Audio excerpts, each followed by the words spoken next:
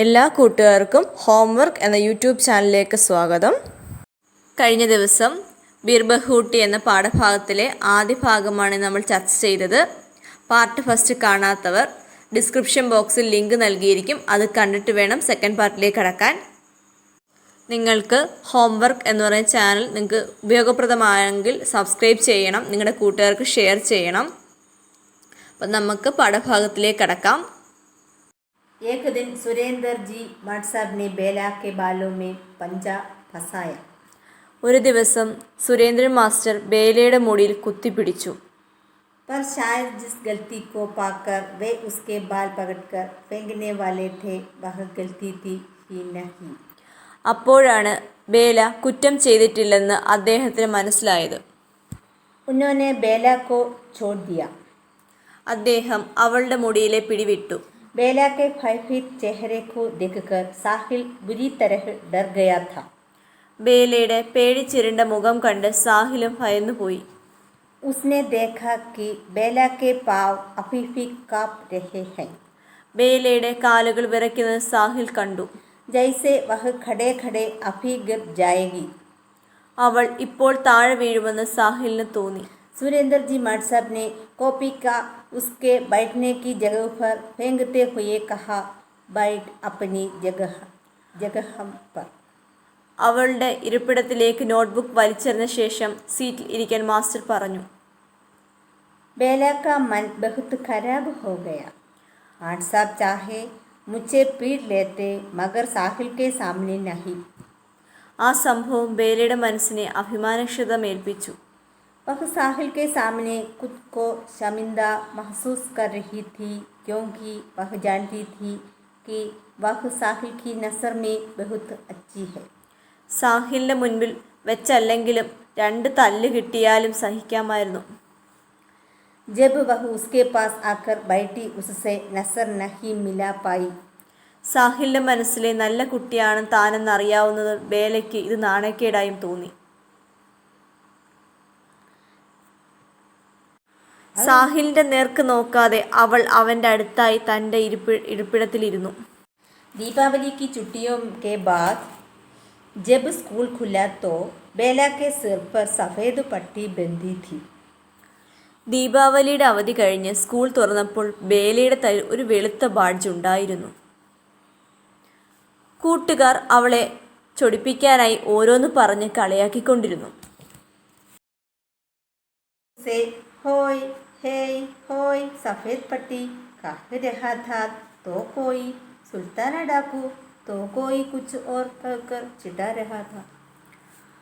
ഹോയ് ഹേ ഹോയ് വെളുത്ത ബാഡ്ജ് എന്നു പറഞ്ഞപ്പോൾ വേറെ ചിലർ കൊള്ളക്കാരി സുൽത്താന എന്നു പറഞ്ഞ് ദേഷ്യം പിടിപ്പിച്ചുകൊണ്ടേയിരുന്നു. ये क्या हो गया बेला? साहिल ने परेशान होते हुए पूछा. എന്തു പറ്റി ബേല? പരിഭ്രമത്തോടെ സാഹിൽ ചോദിച്ചു. छत से गिर गई. बेला ने हंसते हुए कहा और कहा, बहुत दिन हो गए आज खेलखंडी में गांधी चौक में लंगड़ी टांग खेलेंगे. തട്ടിൻപുറത്ത് നിന്ന് വീണു. കുറേ ദിവസങ്ങളായല്ലോ, ഇന്ന് നമുക്ക് സ്പോർട്സ് പീരീഡ് ഗാന്ധി ചൗക്കിൽ ചക്ക കളിക്കാൻ പോകാം. नहीं खेलेंगे, तेरे सिर में फिर से लगा जाएगी तो.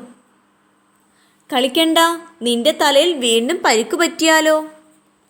नहीं लगेगी, बेला ने जिद की और वे हमेशा की तरह सारे बच्चों के साथ गांधी चौक की बालों में पूरी खेलखंडी लंगड़ी टांग खेले.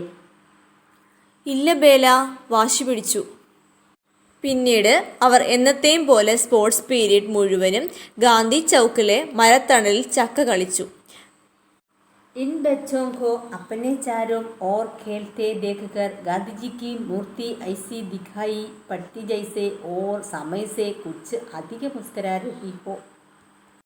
തനിക്ക് ചുറ്റും ഈ കുട്ടികൾ കളിക്കുന്നത് കണ്ടുകൊണ്ടിരുന്ന ഗാന്ധി പ്രതിമയുടെ ഭാവം കണ്ടാൽ അത് എന്നത്തേക്കാളും കുറച്ചധികം പുഞ്ചിരിച്ചുകൊണ്ടിരിക്കുന്നതായി തോന്നുന്നു. का दिन था. साहिल अपने घर में नीम के पेड़ की डाली पकड़कर झूम रहा था. ഞായറാഴ്ച ദിവസമായിരുന്നു.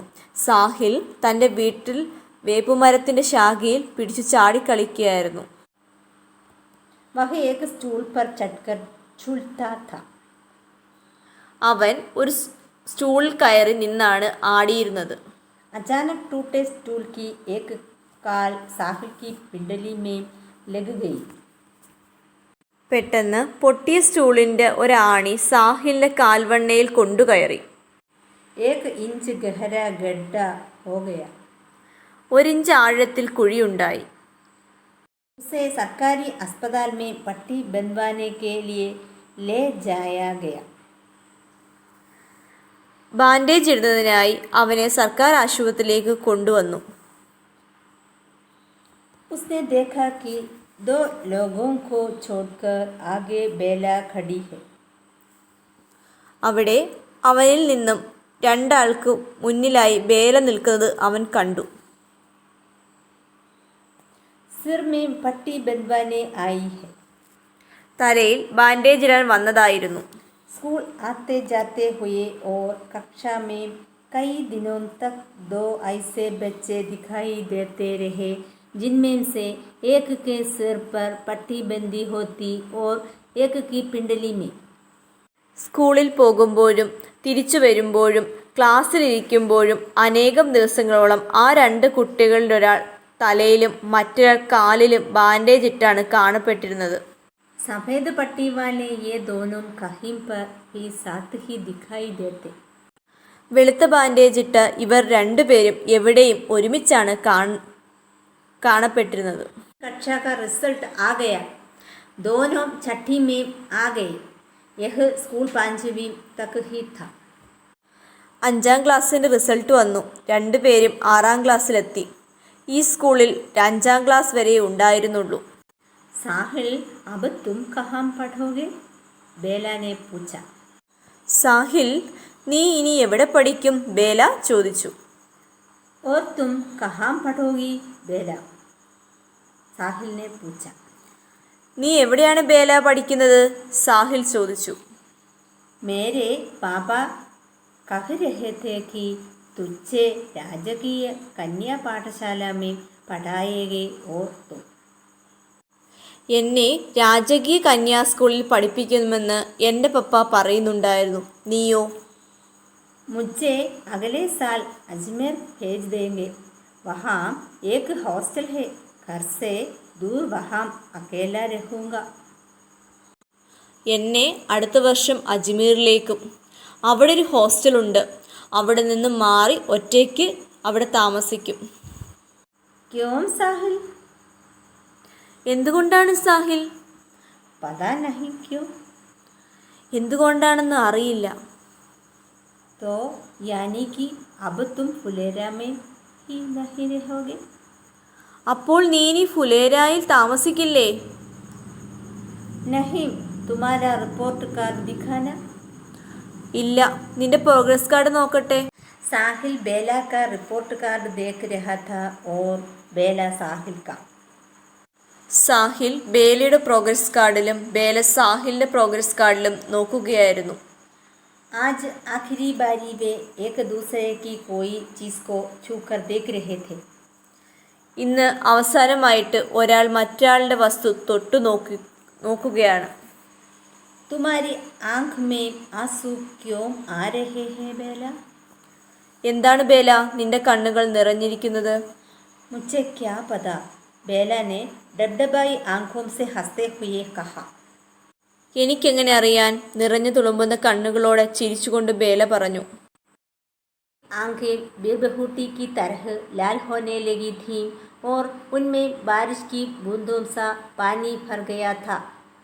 സാഹിലിൻ്റെ കണ്ണുകൾ മഴപ്പക്കി എന്ന പോലെ ചുവക്കാൻ തുടങ്ങിയിരിക്കുന്നു. അവയിൽ മഴത്തുള്ളികൾ പോലെ വെള്ളം നിറഞ്ഞിരിക്കുന്നു. बेला कहने लगी, मैं चिढ़ाऊँ अब तुम्हें. रोनी सूरत साहिल, रोनी सूरत साहिल. ബേല ഇങ്ങനെ പറയാൻ തുടങ്ങി. ഞാൻ നിന്നെ ദേഷ്യം പിടിപ്പിക്കട്ടെ? കരയുന്ന സാഹിൽ, കരയുന്ന സാഹിൽ. बारिशें आने में 1.5 महीना बाकी था. മഴക്കാലം വരാൻ 1.5 മാസം ബാക്കിയുണ്ടായിരുന്നു. लेकिन यह बारिशों से पहले की बारिश का एक दिन था. എന്നാലിത് മഴക്കാലത്തിനു മുമ്പേ മഴ പെയ്ത ഒരു ദിവസമായിരുന്നു. आसमान में घटाएं घिरी थी, ആകാശം മേഘാവൃതമായിരുന്നു. धूल भरी तेज हवाएं चल रही थी, പൊടി കൊണ്ടു നിറഞ്ഞ ശക്തമായ കാറ്റ് വീശുന്നുണ്ടായിരുന്നു.